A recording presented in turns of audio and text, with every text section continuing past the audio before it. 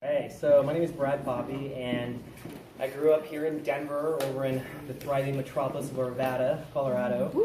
And I grew up in a very, maybe a lot like a lot of you guys did, a very blue-collar, middle-class family.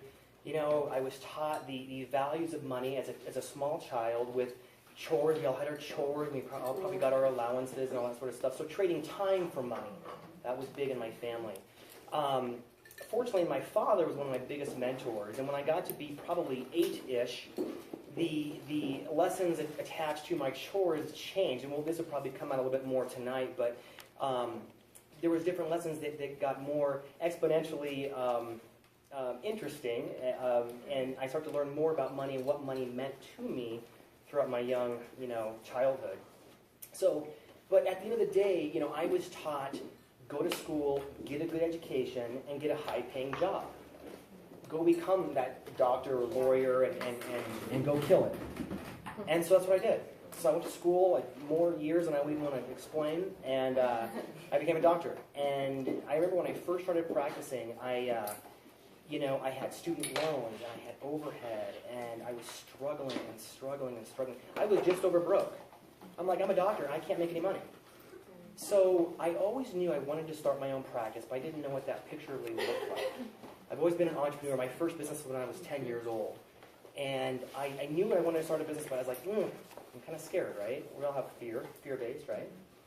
So I started my first practice and started to grow it. And I started to take my business model nationwide. I had a chain of offices, medical offices all around the country. And money was great, but I had no time. I was traveling all over the country, checking up on offices, and I didn't have any Brad time. I missed my Brad time. Our parents were brought up. As a student, you're taught, failure's bad. When the teacher passes out the test and you got an A, what did you put it face up on the table? You're like, yes. And then what happened when you got a C or a D or an F? The judgment. Right? Because that's bad. If you reached out for help, with your peers, that's cheating. You can't do that, right? But yet, that's networking today. Those that try to do it on their own, it doesn't work. They fail, right? So from a young age, we are taught that failure is bad and not to reach. Don't do this, don't touch that. No wonder why we're walking around like, I can't do anything. No wonder, right? Yeah. Okay? And so that's something, I think we've all struggled with that, but when you start to understand that failing is okay, number one, it's okay to lose the task, but never, ever, did I say ever? Ever lose the lesson attached to it. Write this down, please. Okay. Or just buy your book. Or that is when you can truly understand that, the success failure is like a pendulum, most of us dabble in, we try a little something, in our business or our life to get better, and we do okay, but then maybe things don't go so well, and we kind of swing back, and we do this back and forth. The billionaires of the world, the people, the innovators, okay, they swing for the sky, right? Mm-hmm. And only can they, when they swing that high, maybe they fail, it's going to come back around and they're going to succeed high in the sky. Mm-hmm. If you don't reach, you can't succeed. Right? Okay? So don't be afraid to reach. Failure is going to happen. It's inevitable. Mm-hmm. Be good with failing. I fail every day, and I'm proud to say I'm okay with that. Mm-hmm. Right?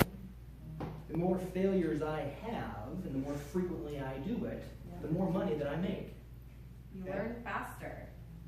So exactly. So I can't remember. So that's one of my hiccups is because it's prideful. Who wants to fail? But we should know that we need to. It's healthy to fail, right? Okay. So if I could, get past that, you look at some of the most inspirational people of our time. You look at the Mark Zuckerbergs and the Bill Gates and the Steve Jobs. These people are givers. And if I could ever get to that level where I could, money's no object. Yes, I've been there, I've done that. I've made billions of dollars, and I can give to whatever cause to help other people. That's where I would be. That's who I want to be. Let's make it happen. Who supports Brad making that happen?